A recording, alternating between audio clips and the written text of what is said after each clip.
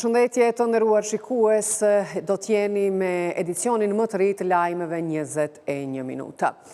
Komisioni Qendror i Zgjedhjeve ditë më parë shpalli rezultatet e zgjedhjeve të 28 dhjetori duke miratuar dhe listat e kandidatëve për deputet të gjitha partive përveç listës serbe. Kundër listës serbe votuan përfaqësuesit e lëvizjes vetëvendosje, ndërsa partitë tjera shqiptare abstenuan.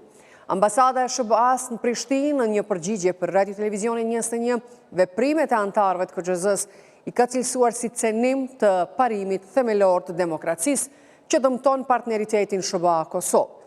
Vendimi i Komisionit Qendror të Zgjedhjeve për të mos miratuar publikimin e rezultateve zgjedhore për listën serbe është në kundërshtim me të drejtën demokratike të qytetarëve të Kosovës për të zgjedhur përfaqësuesit e tyre. Çdo veprim që cenon këtë parim themelor të demokracisë rrezikon të dëmtoj partneritetin mes Kosovës dhe Shteteve të Bashkuara të Amerikës, duke minuar standardet demokratike dhe besimin në procesin zgjedhor, thuhet në reagimin e ambasadës.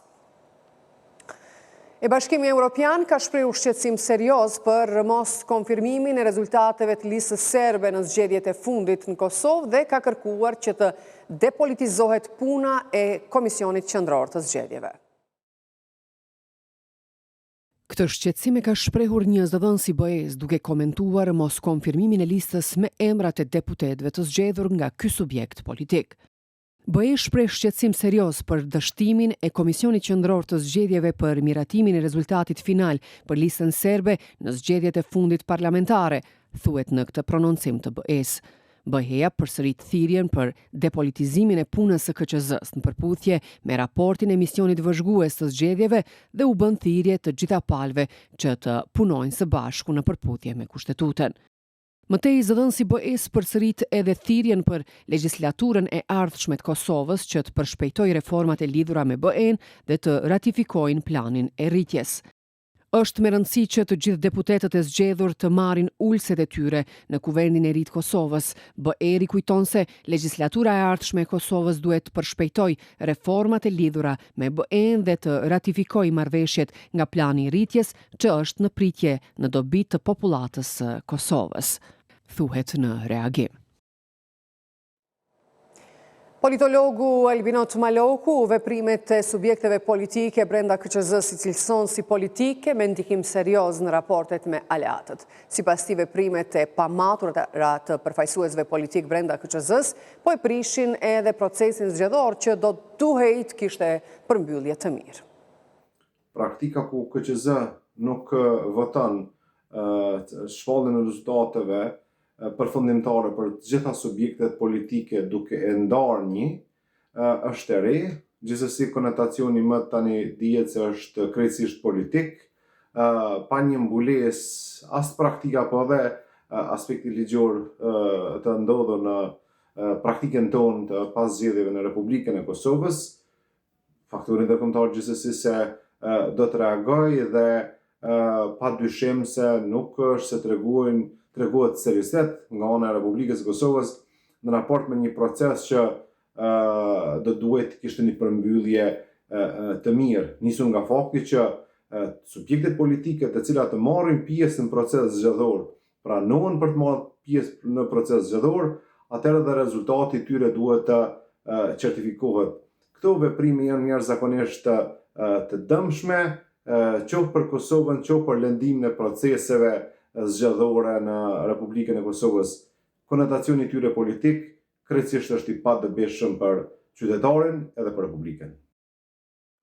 Hetime për manipulime me vota në zgjedhjet e 28 dhjetorit të vitit kaluar kanë nisur edhe në rajonin e Gjilanit dhe Vitis. Kryeprokurori i Prokurorisë Themelore në Gjilan, Arben Kadriu, ka bërë të ditur për media se organet e drejtësisë janë duke vepruar në kuadër të hetimeve dhe se tashmë janë ndërmarrë veprime konkrete hetimore, përfshirë intervistimin e personave dyshuar për këtë çështje. Në Drejtorinë Rajonale të Policisë Kosovës në Gjilan u intervistuan disa persona në ndyshimet për manipulim të rezultatit zgjedhor. Të paktën 65 komisioner nga komuna e Vitis janë intervistuar në lidhje me dyshimet për keqpërdorim të votave gjatë zgjedhjeve të mbajtura më 28 dhjetor.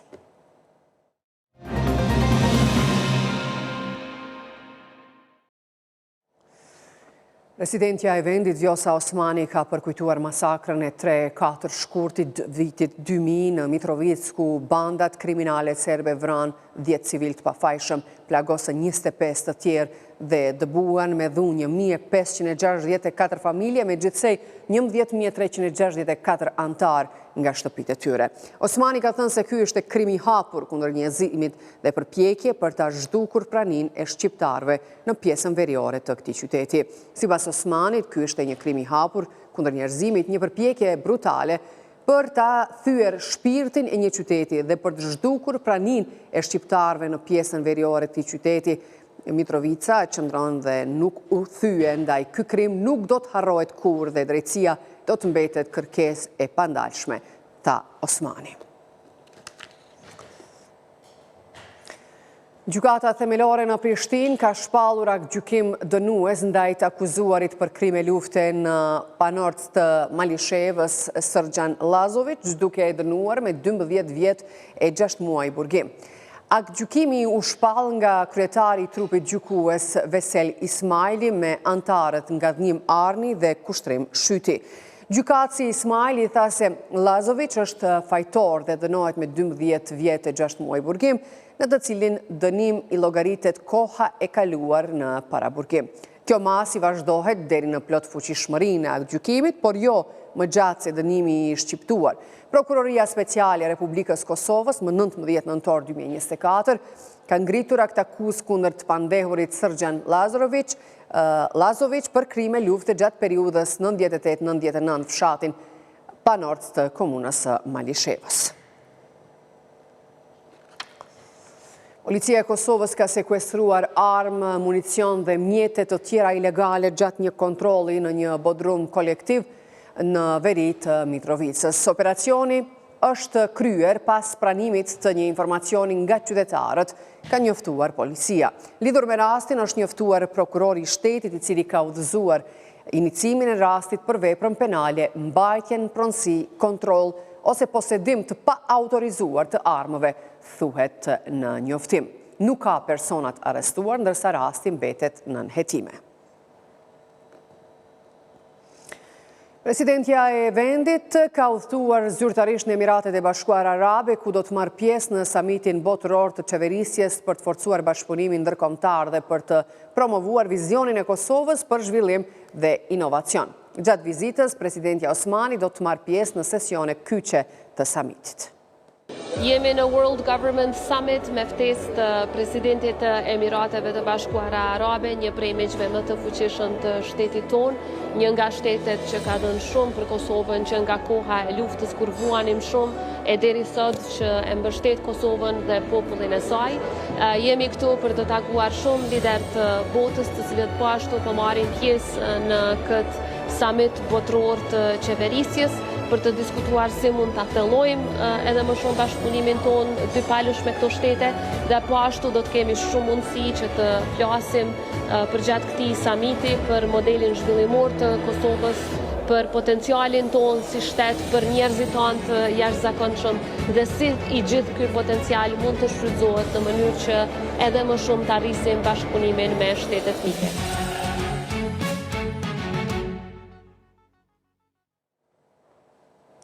Bashkimi Evropian tha se dialogu ndërmjet Kosovës dhe Serbisë nuk është prekur nga zhvillimet rreth dosjes së Psejn, në të cilën përmendet edhe ish i dërguar i posaçëm Miroslav Lajçak. Zëdhënësja e BE-s tha se dialogu është një proces i qëndrueshëm që shqyrtohet në vazhdimsi nga shtetet antare. Deklarimet pasuan publikimet e shkëmbimeve të porosive mes Lajçakut dhe abuzuesit seksual tashmë të ndjerit Jeffrey Epstein. Kur bëhet fjalë për dialogun, ai mbetet i paprekur nga zhvillime të tilla. Dialogu është një proces i qëndrueshëm që nga viti 2011, në pronësinë e palëve dhe i udhëhequr nga përfaqësuesi i lartë dhe gjithashtu, dialogu shqyrtohet vazhdimisht nga shtetet anëtare. Nuk kam se çfarë t'i shtoj asaj se çfarë ka thënë kolegu im Ballash, rreth Lajçakut posaçërisht. Dhe ai, siç ka thënë më herët, ka dhënë dorëheqje nga detyra e tij si këshilltar i sigurisë kombëtare, i kryeministrit slovak, dhe shërbimet e tij për BE-n kanë ndodhur gjatë një mandati të kaluar. Mandati i tij si i dërguar i posaçëm gjithashtu ka përfunduar vitin e kaluar dhe nuk është vazhduar. Kur bëhet fjalë për rrezikim apo kërcënime të sigurisë, kjo i takon autoriteteve të shteteve që të merren me to, sepse janë përgjegjëse për këtë. Diplomati Miroslav Lajçak, pasi emri i tij u shfaq në publikimin e fundit të dosjeve të Jeffrey Epsteinit të premten, tha se nuk i mbaj mend sinqerisht ato mesazhe, duke ju referuar shkëmbimeve që përfshinin vajza. Nuk mund t'i konfirmoj, por as t'i mohoj, ka deklaruar diplomati slovak. Pasi i lexoi sërish mesazhet, ai shtoi se ishte ndjerë si idiot, por kjo nuk më përjashton nga përgjegjësia, tha ai. Kam treguar gjykim të dobët dhe komunikim të papërshtatshëm. Ato mesazhe nuk ishin gjë tjetër veç se ego mashkullore në veprim, muhabet i vetkënaqur mashkullor, tha Lajçak.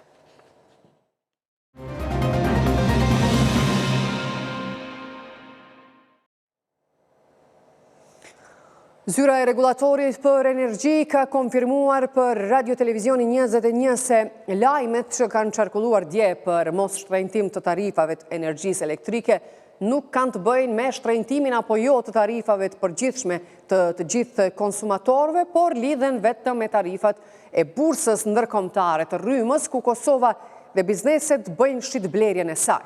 ZRE tha për Radio Televizioni 21 se aplikimet për shtrenjtim të tarifave të operatorëve energjetik si Kost, Kec, Kesko janë në fazën e shqyrtimit. Një vendim për shtrenjtim apo jo të rrymës për të gjithë konsumatorët pritet merret në muajin mars. Ndërkohë qytetarët do të pranojnë faturat e energjisë elektrike me tarifa të reja që nga muaji prill. Ditë më parë është konfirmuar se Kesko ka kërkuar një shtrenjtim të rrymës për 21%, një ndër arsyetimet e tyre ishte edhe rritja e pagës minimale fillimisht prej 425 euro e më pas 500 euro. Drejtori i dhomës së tregtisë Kushtrim Ahmeti tha për Radio Televizioni 21 se rënja e vazhdueshme e bloqeve të kekut shton dyshimet se në Kosovë do të ketë shtrenjtim të rrymës. Ahmeti tha se rënja e bloqeve do të përdoret si arsyetim i operatorëve energjetik për shtrenjtim të rrymës në një kohë kur, siç tha, ZRE është e mbyllur për diskutime. Nuk është vetëm rënja e bloqeve cila na bën shumë të dyshojmë që këtu po bëhen gjërat e temi të përgatitura. Shihni për shembull investimet në fytet e ngushta që quhen nuk janë bërë në periudhën e verës. Tash del kosti në kokën e dimit, ata tash po bëjnë investime për mi ku e kanë gjatë verës. Ti e kanë një institucion funksional, buxhetin e ke pas, s'ke pas më prit institucion as kërkanet. I ki akuzat e ndërsjellë që i bën një me tjetër. Nëse shihni edhe herën e fundit, një në anë del kosti dule akuzoi Kecin, edhe Keci dule me një herë akuzoi Kostin. Domthon, këtu çka kanë gjetë? Ta kanë gjetë një zgjidhje të lehtë që tu akuzojnë një tjetrin e tu realizu planet e veta. Na pavarësisht, fatkeqësisht po them prap, ne jemi shumë bindur që ka me pas rritje të çmimit të energjisë, për cilat do të shohim edhe pasoja siç po i shohim edhe nga rritja e kaluar, dhe këtu nuk ka fare gatishmëri, nuk ka asnjë konsultim publik, as nga ZRE-ja për këtë mund fare për këtë çështje. E madje ZRE-ja vetë nuk i ka kapacitetet e veta për të monitoruar tregun. Ne kemi parë gjatë kësaj periudhe se çka ka ndodhur. Dhe duke parë këtë situata, fatkeqësisht do të përballemi prapë me një rritje të çmimit të energjisë dhe prapë do të përballemi edhe me reduktime kur vjen periudha e jashtme e dimrit, sepse nuk janë të bën sa duhet investimet në rrjet themi për ta forcuar, dhe kjo u vërtetu sakt, sepse kur e keti një ZRE totalisht jo funksionale, e që nuk e bën një auditim të pavarur të këtyre investime për cilat po thonë që janë bën në rrjet, e në anën tjetër ki vazhdimisht themi reduktime të shumta e totalisht pjesa dërmuese e tyre pa asnjë paralajmërim e të dhunshme të cilat u kanë shkaktuar edhe bizneseve dome jashtëzakonisht të mëdha. Edhe askush nuk ka merr përgjegjësinë për to. Inflacion mbi inflacion? Absolutisht, kjo s'ka dilem na shumë edhe tash. Inflacioni veç ka më shku mu rrit, sepse ti po e rrit i pamba donat e fundit deri në nëntor kanë donat e BÇK-s për 5 miliard. Kjo është për mu shqetësuar këtë vend në çfarë gjendje kemi ardhur. Ato kemi thonë për fillimit, ka me pas ulje të prodhimit vendor, ka me pas rrisje të kostos së prodhimit, ka me pas ulje të eksporteve, ka me pas rritje të çmimeve. Gjithta këto janë të ndodhur dhe faktori kryesor i cilin tashmë e vërteton edhe ASK është energjia elektrike.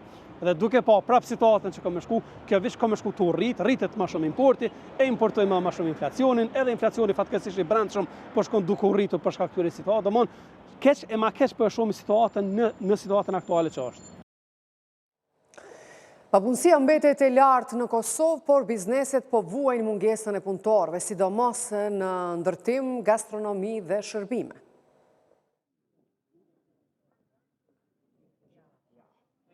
Kosova po përballet me një paradoks në tregun e punës. Papunësia mbetet e lartë, por bizneset në gastronomi, ndërtim dhe shitje me pakicë kanë mungesë punëtorësh.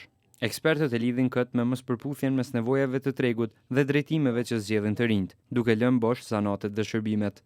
Vitet e fundit të rinj po orientohen drejt ICT-s dhe mjekësisë, ndërsa interesimi për shumë profesione të tjera ka rënë, me pasoja të dukshme në tregun e punës. Si pasojë e mungesës së fuqisë punëtore vendase, Kosova ka rritur dhënien e vizave të punës për shtetas të Bangladeshit, kryesisht në ndërtimtari për të kompenzuar këtë mungesë punëtorësh. Pronari i biznesit Niazim Musliu thotë se kompania e tij ofron edhe trajnime për punë, por mungon interesi.